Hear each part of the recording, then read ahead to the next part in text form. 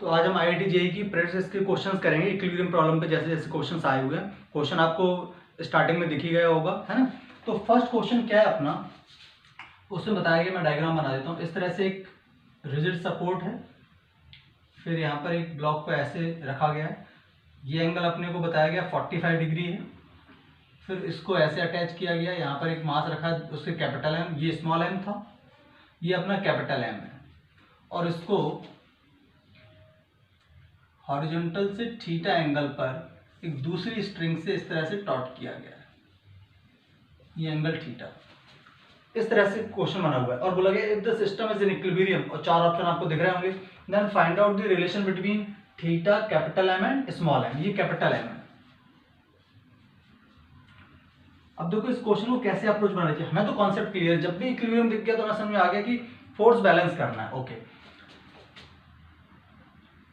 ये एंगल आपको ऐसे ऐसे बताए गए हैं, आप इससे थोड़ा फील करें। ये आप इसका फ्री बॉडी डायग्राम बनाओ। सबसे पहले स्मॉल एम का, तो स्मॉल एम पर इधर क्या लग रहा होगा, इधर ऐसे लग रहा होगा, ऐसे बना देते हैं, ये और ये।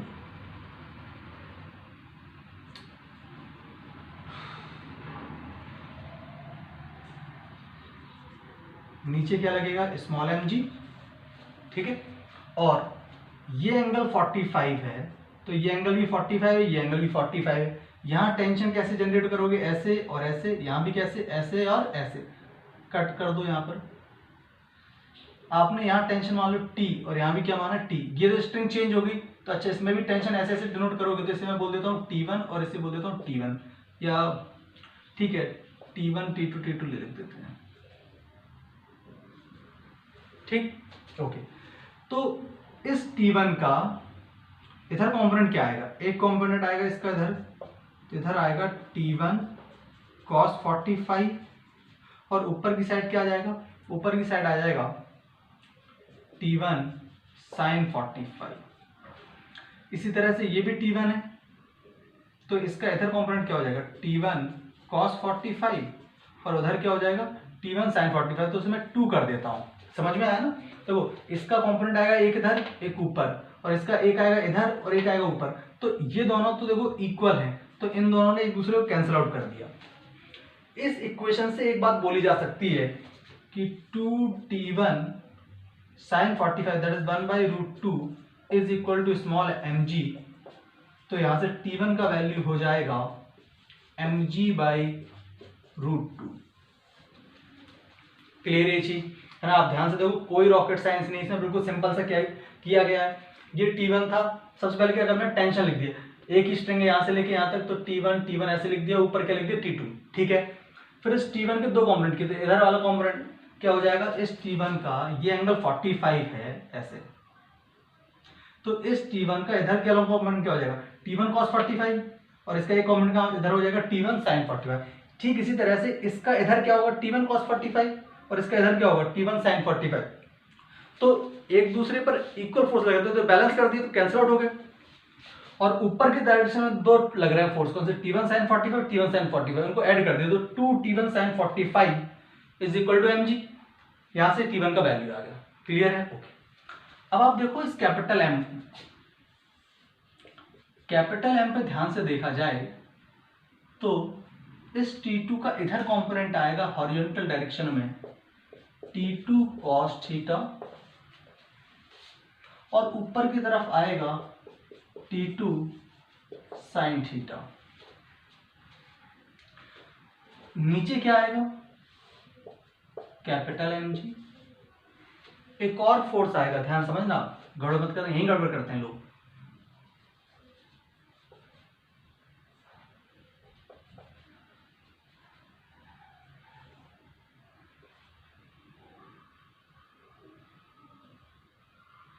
ये एंगल 45 है, तो ये एंगल भी 45 है, ये 45, तो ये एंगल भी कितना है 45। तो सोचो जब इस स्ट्रिंग को कट किया आपने, ये जो T1 टेंशन लग रहा था, तो ये T1 टेंशन इस पे भी तो है एक, तो रियलिटी में एक T1 फोर्स इस पे ऐसे लग रहा है T1, जिसका एक इधर एंगल कितना है 45। आप ये डायग्राम अच्छे से देखो, इसमें कोई दिक्कत होता हो, ठीक है। क्लैरिटी कहाँ से मिस्टेक करके आते हैं स्टूडेंट, T1 का इधर कंपोनेंट क्या हो जाएगा, T1 का इधर कंपोनेंट हो जाएगा T1 sin 45 और इधर कंपोनेंट हो जाएगा T1 cos 45। अब बस इसको बैलेंस करना है, तो बैलेंस करोगे तो क्या लिखोगे, T2 sin theta is equal to T1 cos 45 कितना हो गया 1/√2 प्लस कैपिटल mg और T2 cos theta is equal to T1 into 1/√2। Clear, दोनों को डिवाइड कर दो तो T2 से T2 कैंसिल आउट हो जाएगा, 1 इक्वेशन में 2 का डिवाइड कर देंगे तो T2 से T2 कैंसिल आउट हो गए, sine theta by cos theta क्या हो जाएगा tan थीटा, तो tan theta is equal to, अच्छा T1 का वैल्यू कितना है देखो mg/√2, क्या रखोगे small mg/√2 into 1/√2 plus capital mg upon T1 का वैल्यू अगेन mg/√2, तो mg/√2 इंटू 1/√2। मैं इसे हटा रहा हूं, आप इसे नोट कर लो।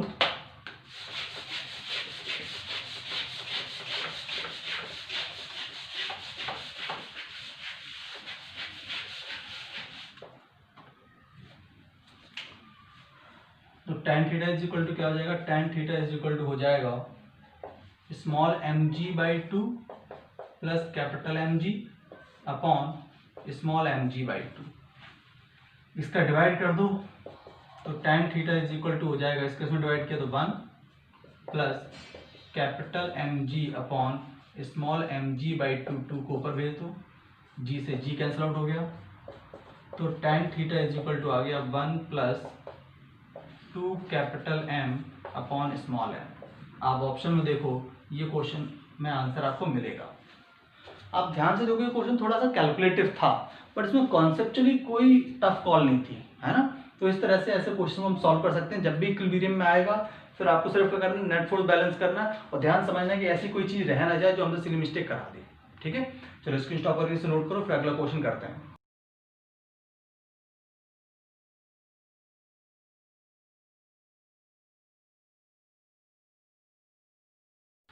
तो सेकंड क्वेश्चन आप लोगों ने रीड कर लिया होगा, उसमें छोटा सा पॉइंट रह गया लास्ट में। तो लास्ट में पूछा ना, find out the magnitude of the acceleration when separation between them is 2x, 2 small x, ये ऐड कर लेना बस। तो ये क्वेश्चन आई थिंक 2007 में आया हुआ था। तो पहले क्या था, ऐसे दो ब्लॉक्स हैं, मतलब ऐसे मास मान लो, दोनों एक स्ट्रिंग से कनेक्टेड हैं, फ्रिक्शनलेस सरफेस है, कहीं कोई फ्रिक्शन नहीं है, दोनों के बीच का इनिशियल सेपरेशन 2a है।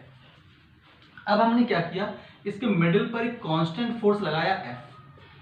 तो जाहिर सी बात है जब इसको और ऐसे लगाया कि इन दोनों कांटेक्ट ग्राउंड से छूटे ना, तो क्या होगा, ये ऐसे ऊपर जाता चला जाएगा और ये सिस्टम दोनों देखो, ऐसे दो ब्लॉक लो, बीच से एक सिस्टम आलो, धीरे धीरे ऐसे फोर्स भी, तो ये दोनों कहाँ जाएंगे, ऐसे पास आएंगे।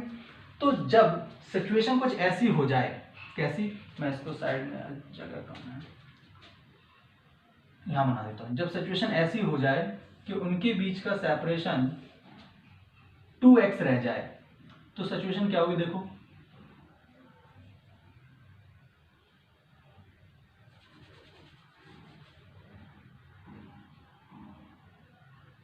कि सिनेरियो कुछ ऐसा हो चुका होगा, ये सेपरेशन x और ये सेपरेशन भी x और ऊपर क्या लग रहा होगा ऐसे f। तो जब इससे ये हो जाए तो उस टाइम पर किसी भी एक का एक्सेलरेशन क्या होगा वो आपसे पूछा है। अब देखो इस क्वेश्चन कैसे सॉल्व करना चाहिए। ये दोनों स्ट्रिंग ही तो हैं जिसकी टोटल लेंथ क्या थी 2a और मिड पॉइंट से खींचा, तो ये लेंथ कितनी रही होगी a और ये भी a। अरे यही पोर्शन तो ऐसा हो गया इंक्लाइन, ठीक है, ये x है ये a है। कुछ देर के लिए हम ये एंगल एज्यूम कर लेते हैं कि ये एंगल है अपना थीटा। तो ध्यान से समझें आप, ये थीटा है तो ये भी थीटा है। अब यहां पर स्ट्रिंग में टेंशन ऐसे जनरेट होगा, इसमें टेंशन ऐसे जनरेट होगा, आप बीच में से कट कर दो। अब अगर देखा जाए तो ये थीटा तो ये भी थीटा है इस तरह से, और यहाँ क्या टेंशन, ये भी टी, ये भी टी, ये भी टी और ये भी टी। तो इस टी का, इस टी की बात कर रहे हैं हम यहाँ पर, ये वाला जो टी है ऊपर वाला, इस टी के दो कंपोनेंट करवा। इस टी का एक कंपोनेंट आएगा इधर और एक कंपोनेंट आएगा नीचे। तो रियलिटी में सिनेरियो कुछ ऐसा होगा, इधर है एफ और इस टी का इधर कंपोनेंट हो जाएगा, that will be equal to T cos theta और नीचे कंपोनेंट आएगा T sine theta. Is that clear? इसी तरह से ये एंगल भी थीटा है। अच्छा, कई बच्चों को नहीं, सर ये थीटा आप कैसे बोल रहे हो दोनों एंगल से? ये ए है, ये एक्स है और ये लेंथ दोनों में कॉमन है, तो ये दोनों सिमेट्रिकल ट्राइंगल हुए। और वैसे भी इक्वल साइड के फ्रंट के एंगल कैसे होंगे? इक्वल, है ना? तो ये थीटा लिया तो ये भी थीटा होगा, ठीक। तो ऐसे इधर क्या आ जाएगा, टी का इधर कॉम्पोनेंट टी कॉस थीटा और इधर ही क्या आ जाएगा टी साइन थीटा। तो उसमें डायरेक्ट लिख देता हूँ 2t साइन थीटा। तो आप ध्यान से देखो, इन दोनों ने तो एक दूसरे को उड़ा दिया यहाँ से। यहाँ क्या लिख सकते हैं हम, f is equal to 2t sine theta. तो यहाँ से एक चीज तो मिल गई हमें, f is equal to 2t sine theta, ये एक रिलेशन मिल गया। अब इसे फर्दर जब हम सिंप्लीफाई करेंगे तो क्या लिखेंगे, ध्यान से समझें। इस ब्लॉक पर किसी भी एक पे देखो आप ध्यान से, ऐसे लग रहा होगा t और ये एंगल थीटा। तो ये ब्लॉक चल कहाँ रहा है, y में तो जा नहीं रहा, x में जा रहा है। तो x में इस पर फोर्स कितना है, t का इधर कंपोनेंट t cos थीटा। तो x डायरेक्शन में इसका एक्सेलरेशन क्या मान लिया हमने, एक्सेलरेशन मान लिया, अच्छा यहाँ स्मॉल a है, मैं यहाँ पर ऐसे लिख देता हूँ एक्सेलरेशन। एक्सेलरेशन आपने क्या मान लिया, a मान लिया है। ये वाला a length of the string है और ये क्या माना मैंने, एक्सेलरेशन x डायरेक्शन में। ध्यान कंफ्यूज होता है ना, वो लेंथ है स्मॉल a। इस ब्लॉक पर x डायरेक्शन में जब न्यूटन का इक्वेशन लगाएंगे तो लिखेंगे net force t cos theta is equal to mass into acceleration. तो एक्सेलरेशन इज इक्वल टू क्या हो जाएगा, t by m cos theta, ठीक है। एक्सेलरेशन ही चाहिए था और t का वैल्यू यहां से रख देंगे। तो सोचो a इज इक्वल टू क्या हो जाएगा, t का वैल्यू क्या हो जाएगा, f बाई 2 साइन थीटा। तो आ जाएगा f बाई 2m, यहाँ पर है cos theta by sine theta, and cos theta by sine theta is nothing but f by 2m cot theta. ये आ गया। अब इस ट्राइंगल से कॉट का वैल्यू निकालना तो हमारे लिए कोई रॉकेट साइंस नहीं है। देखो सिंपल सा डायरेक्ट मैं आंसर लिख देता हूँ, यहाँ पर क्या आ जाएगा, ये आ गया। आपने सिर्फ क्या करना है, कॉट थीटा का वैल्यू रखना है। ध्यान समझें आप इस चीज को, ये x है, ये a है, तो ये लेंथ कितनी होगी, ये वाली लेंथ, ये वाली लेंथ क्या under root of a square minus x square होगी। पाइथागोरस थ्योरम लगाया, हाइपोटेन्यूज का square is equal to base का स्क्वायर, सॉरी ये बेस का स्क्वायर और ये परपेंडिकुलर का स्क्वायर। तो परपेंडिकुलर का लेंथ हो जाएगा under root a square minus x square. Okay, तो acceleration a is equal to f by 2m cot theta. Tan theta क्या होता है, परपेंडिकुलर अपॉन बेस। तो कॉट क्या होगा, बेस अपॉन परपेंडिकुलर। बेस कितना है, बेस है अपना x, तो यहाँ पर आ जाएगा x अपॉन परपेंडिकुलर कितना है, under root of a square minus x square. This is the answer. ये एक्सेलरेशन है, फिर बोल रहा हूँ ये लेंथ है, कंफ्यूज ना हो उसमें, ये आंसर है। तो आप ऑप्शन को ध्यान से अगर देख रहे होगे तो आपको ये ऑप्शन मिल रहा होगा उसमें, ठीक है। तो ये फोर्स बैलेंस पे क्वेश्चन थे। एक और क्वेश्चन कराता हूँ, वो ऑल्दो यहाँ का नहीं है बट वो अच्छा ठीक क्वेश्चन है। उसके दो मेथड है, एक वर्क पावर एनर्जी में सीखेंगे और एक अभी कर लेंगे। तो आप स्क्रीन शॉट से नोट करो, फिर अगला क्वेश्चन कराता हूँ।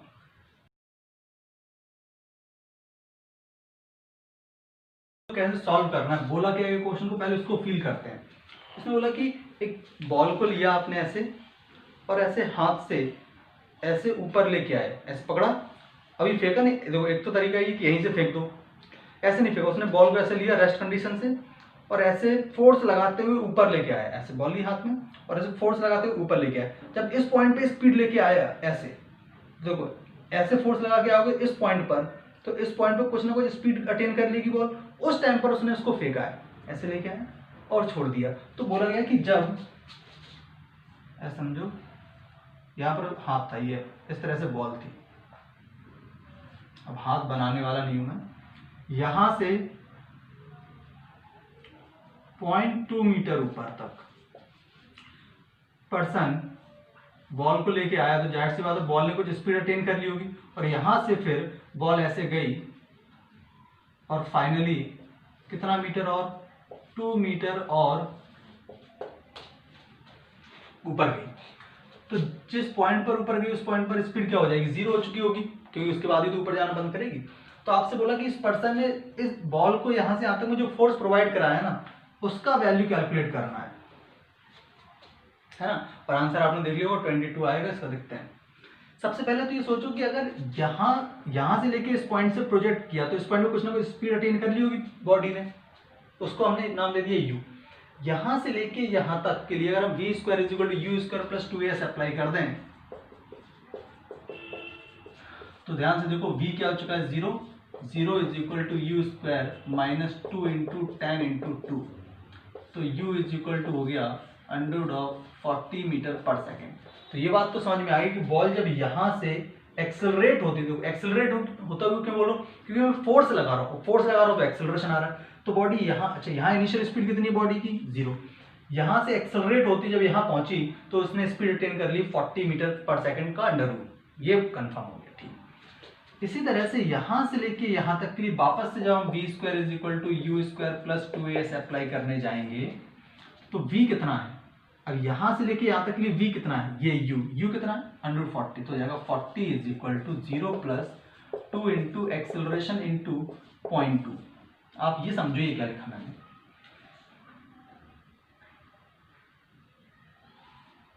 ठीक, तो इस तरह से एक्सेलरेशन दिया जा रहा है। तो यहां से a इज इक्वल टू कितना हो जाएगा 40 अपॉन 0.4 दैट इज 100 मीटर पर सेकंड स्क्वायर। ये बॉल ने एक्सेलरेशन गेन किया। ठीक है, अब इस बॉल का फ्री बॉडी डायग्राम बनाओ। ये बॉल पर नीचे क्या लग रहा होगा mg दैट इज 0.2 इंटू 10, ऊपर क्या लग रहा होगा, इस पर फोर्स लग रहा है जो हाथ लगा रहा है पर्सन का, और उससे से क्या मिल रहा है एक्सेलरेशन मिल रहा है। ठीक है, अब यहाँ पर अच्छा यहाँ से लेके यहाँ तक ऐसा ना सोचना सर ग्रेविटी कहाँ गई, ग्रेविटी का एक्सेलरेशन, अरे ग्रेविटी अपना काम कर रही है ना mg, उसी से तो मिल रहा है आपको। ठीक है, ओके, तो अब हम क्या लिखेंगे f minus 0.2 into 10 is equal to 0.2 into 100, तो f इज इक्वल टू क्या हो जाएगा 100 इंटू 2 क्या हो गया 20 plus 20 plus 2 that is 22 Newton. ये इसका आंसर आएगा।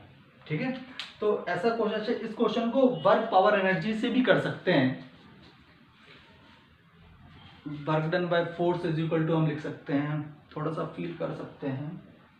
देखो एनर्जी तो कंजर्व है, तो बेसिकली जो हाथ ने वर्क डन किया ना इस बॉल को ऐसे यहां से यहां तक लाने में, वो वर्क डन इसकी पोटेंशियल एनर्जी में कन्वर्ट हो जाएगा। खैर वो वाला मेथड हम वर्क पावर एनर्जी में देखेंगे, तो ये सारी चीजें ध्यान आपको याद दिलाने की जरूरत नहीं पड़ेगी, मुझे याद रहेगा कि इस क्वेश्चन को वर्क पावर एनर्जी से भी कराना है ना, टेंशन मतलब उस बात की।